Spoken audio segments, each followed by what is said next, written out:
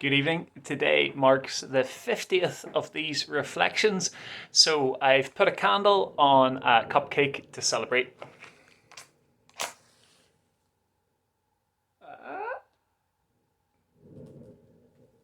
There we go. Woo! 50 down. Who knows how many to go. Thanks for tuning in, and thanks for liking, commenting, supporting, and sharing these reflections. We'll be worshipping on Sunday at 11 a.m. on Facebook Live, but the stream will go live from 10:50 a.m. so we can meet and greet each other on the chat section or through me by text or WhatsApp. So, what is suitable for a 50th edition reflection? Well, there have been a few of the reflections that have registered maybe a greater response than others, and two of those involved a dear elderly friend of ours called Sheena.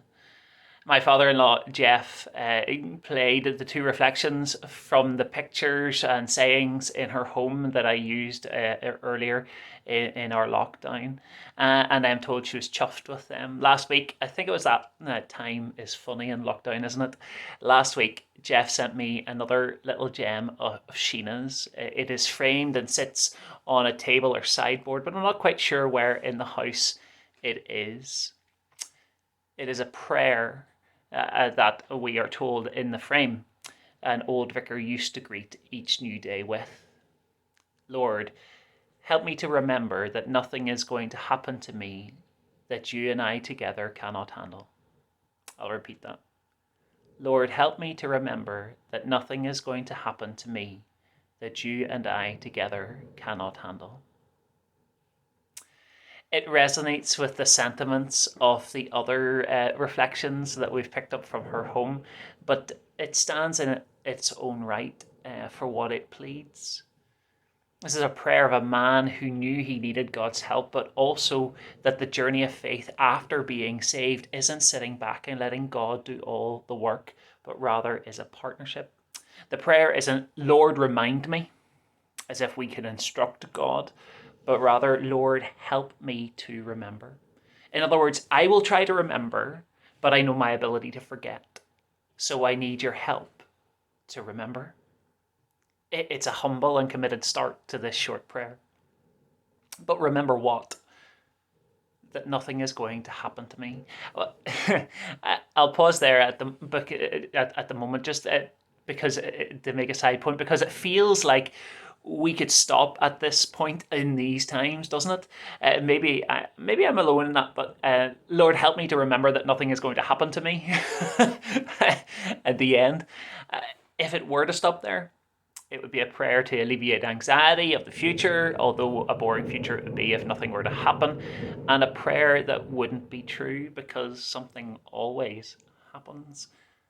I digress. Nothing is going to happen to me that you and I cannot handle together, he prays. In other words, you've got this, God. And because we are in this together, we've got this. And I don't need to worry, stress, or fear about what today will bring. I love that the prayer retains the same sentiment throughout. He and God are in this together. It is not the minister working alone and seeking God for some spiritual pep talks along the way. It is not Christians sitting back and waiting for God to do something. It is God doing something, as he always is, and us joining in with him. It is us doing what God asks, as we sometimes do, and God giving us the gifts to fulfill his work. In the wedding, baptismal, membership or confirmation liturgies, and I dare say others too, when those who are getting married, those being baptized or bringing someone to be baptized, a child, and those being confirmed are asked, will you, questions, the set answer is almost always the same. Not simply, I will or we will, but with God's help we will. Or I think the older liturgies put it as, I will, God, be my helper. The reality is that we can make promises to follow God and live for Him in our baptism or bring children up in the Christian faith, or be faithful and committed members to God's church, or be faithful and committed members to, or not members, spouses to one another. But if we include God in these promises, it makes them so much easier to keep. Those responses in our liturgies are used and put there as recognition that as Christians, all we do is meant to be in partnership with God, not just the parts that we commonly think of as Christian, as our response, like prayer and Bible study and worship services, but our work, our shopping habits, our banking, our family dynamic, and so on. The thing is that we as Christians are in a dependent partnership with God. And when we forget that, that's when we begin to struggle and stress and freak out, even when it seems as though nothing is happening. And we need to ask God to help us to remember that with Him, there's nothing we can't handle. And maybe in these days, the reminder we need is that God can handle the monotony. God and us together can handle the monotony of social distancing and lockdown, isolation and restrictions, closed church buildings and online services. Jesus knows what days of nothingness are like.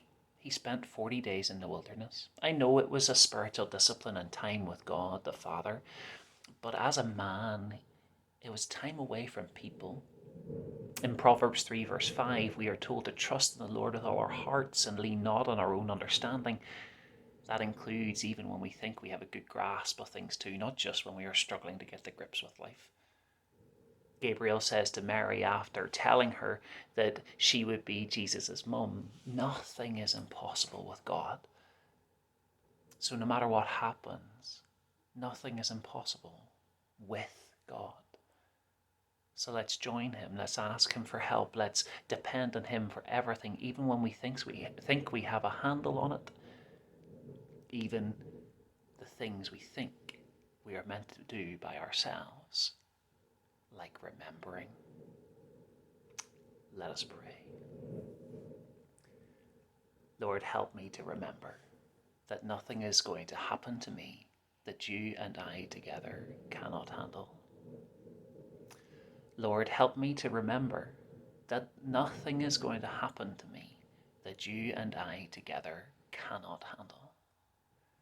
Lord, help me to remember that nothing is going to happen to me that you and I together cannot